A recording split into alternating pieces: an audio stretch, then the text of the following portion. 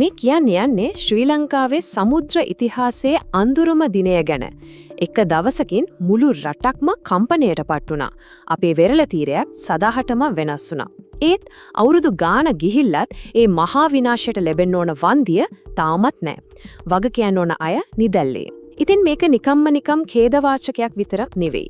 මේක ඊට වඩා ගැඹුරු විෂකාරී වසන් කිරීමක්. ඇත්තටම කවුද මේ හැමදේම පිටිපස්සේ ඉන්නේ?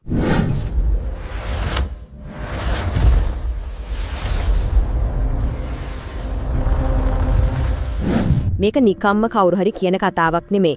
මේක එක්සත් ජාතීන්ගේ සංවිධානයෙම දීපු නිල නිගමනය. ඔවුන් මේ සිදුවීම හඳුන්වන්නේ කොහොමද දන්නවද?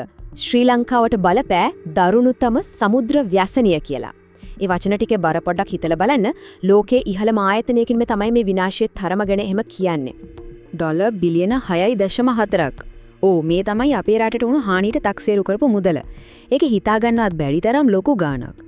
හැබැයි මේ කතාවේ ඇත්තම ඛේදවාචකය මේ ගාණ නෙවෙයි. ඒ තමයි මේ තරම් දැවැන්ත විනාශයක් වෙලත් තාමත් කිසිම කෙනෙක්ට වගවීමක් නැති එක. අනේ ඒක තමයි මේ කතාවේ තියෙන ලොකුම අසාධාරණය. හරි, අපි දැන් ආපහු යමු ඒ හැමදේම පටන් ගත්ත දවසට. මේක නිකම්ම තෙල් නැවක් ගිලුණා වගේ සිද්ධියක් කියලා නම් හිතන්න එපා. නෑ, මේක ඊට වඩා ගොඩක් දරුණුයි.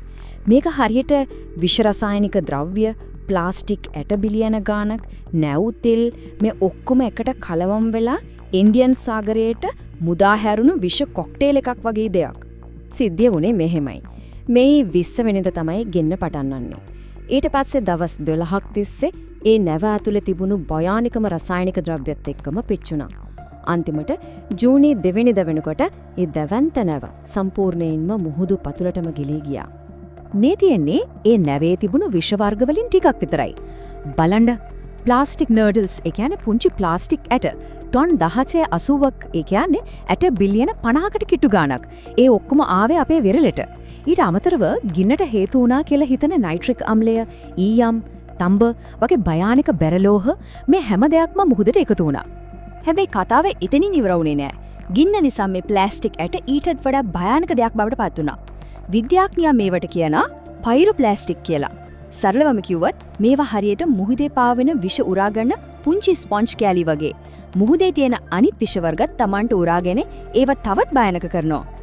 ඉතින් මේ හැම විනාශයකම බර මුලින්ම දරන්න ඕනේ කාටද? වෙන කාටවත් නෙවෙයි, වැරළේ ජීවත් වුණු අපේම මිනිස්සුන්ක. එක රැයකින් මුහුදු තීරයේ කිලෝමීටර් 80ක් මසුන් මරන්න තහනම් වුණා.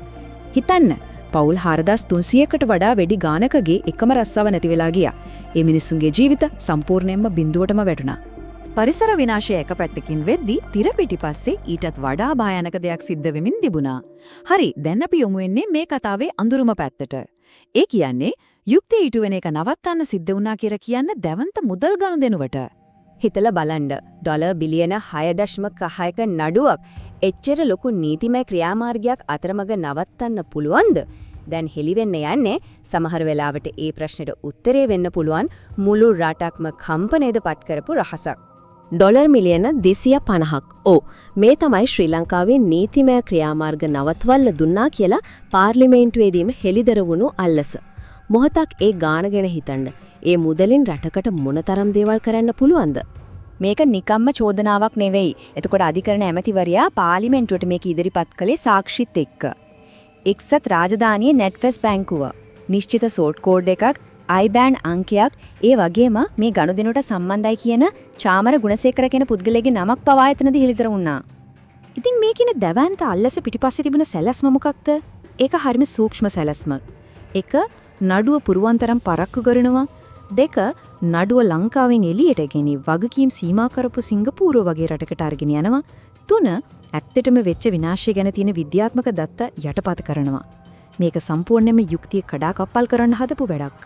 හැබැයි මේ කතාව එක අල්ලසකින් විතරක් ඉවර වෙන්නේ නෑ. මේක ඊට වඩා ලොකු දෙයක්. මේක අපේ ආයතන පද්ධතියම අසාර්ථක වෙච්ච තැන් ගැන කතාවක්.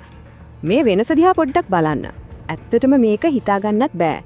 නඩුව දැම්මේ ලංකාවේ නම් දූෂකයා ගෙවිය යුතුයි කියන මූලධර්මය යටතේ සම්පූර්ණ ඩොලර් බිලියන 6.4ම ඉල්ලන්න අපිට අයිතියක් තිබුණා. ඒත් අපේම නීතිපති දෙපාර්තමේන්තුව තීරණය කරා නඩුව දාන්නේ සිංගප්පූරුවේ කියලා. ඒ තීරණයේ ප්‍රතිඵලය මොකක්ද? අපිට ලැබෙන වන්දිය ඩොලර් මිලියන 25කට විතර සීමා වෙන්න පුළුවන් කියන දැවැන්ත අවදානම. හිතන්න, ඩොලර් බිලියන 6.4 කොහෙද? මිලියන 25 කොහෙද?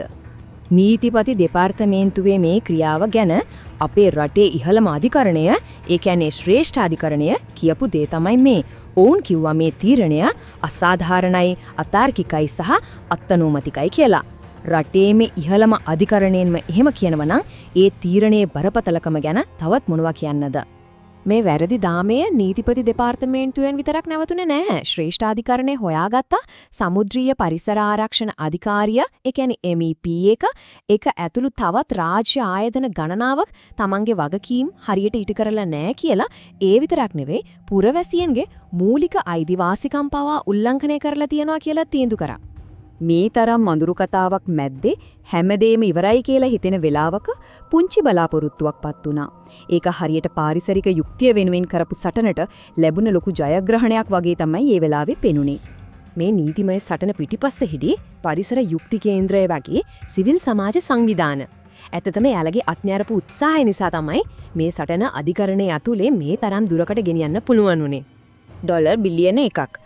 ඩොලර් බිලියනයක් මේ තමයි ශ්‍රේෂ්ඨාධිකරණයේ එක්ස්ප්‍රෙස් පල් සමාගමට ගෙවන්න කියලා නියම කරපු මූලික වන්දිය. ඒ මොහොතේ නම් ඇත්තටම ඒක ඓතිහාසික ජයග්‍රහණයක් වගේ දැනුනේ. අසාධාරණයට විරුද්ධව අන්තිමට යුක්තිය දිනුවා වගේ හැඟීමක් ආවා. අධිකරණේ නිකල්ම ගානක් කියලා නැවතුනේ නෑ. ඒ මුදල ගෙවන්න ඕන කොහොමද කියලාත් හරියටම පැහැදිලි කාලසටහනක් එක්කම නියෝග කරා. මේ නිසා ඒ ජයග්‍රහණය තවත් ශක්තිමත් වුණා වගේ හැඟීමක් තමයි ඇති වුනේ. හැබැයි ඒ ජයග්‍රහණීය සතුට විඳින්න ලැබුණේ හරිම ටික කාලයයි. මොකද මේ කතාවේ කවුරුත් හීනකින්වත් හිතපු නැති නාටකීය පෙරලියක් වෙන්නයි ලං වෙලා තිබුණේ. පළවෙනි වාරිකය ගෙවන්න නියම කරපු දවසට හරියටම දවසකට කලින් එක්ස්ප්‍රෙස් ෆීඩර්ස් සමාගමේ ප්‍රධාන විධායක නිලධාරියා කෙලින්ම කියනවා අපි සල්ලි ගෙවන්නේ නැහැ කියලා. හිතන්න රටක ඉහළම අධිකරණයේ දීපු නියෝගයකට ඔවුන් එලිපිටම අභියෝග කළා. එයාලා කිව්වේ මේ තීන්දුව ගෝලීය සමුද්‍ර වෙළඳාමට වළකපන භයානක පූර්වාදර්ශයක් කියලායි. එතකොට උසාවියෙන් නියම කරපු ඒ ඩොලර් බිලියනෙන් මේ වෙනකම් අපේ රටට කොච්චරක් ලැබිලාද? බිඳුවයි. එකම එක සතයක්වත් ලැබිලා නැහැ. ඉතින් අන්තිමට අපේ ඉස්සරහා ඉතුරු වෙන්නේ එක ලොකු ප්‍රශ්නයක්. මේක නිකම්ම අසාර්ථක වෙච්ච රාජ්‍යයක්ද? එහෙම නැත්නම් බලවත් පාර්ශ්වයන් විසින් තමන්ගේ ග්‍රහණයට අරගෙන තියෙන රාජ්‍යයක්ද? මේ මහා විනාශයට, මේ අසාධාරණයට යුක්තිය ඉටු නොවීම ගැන සැබෑම වගකීම තිල්ලේ කාගේ අතේද? මේ ඉදිරිපත් කරපු සාක්ෂි ඔක්කොම දිහා බලලා ඒ ගැන හිතන එක අපිට බාරයි.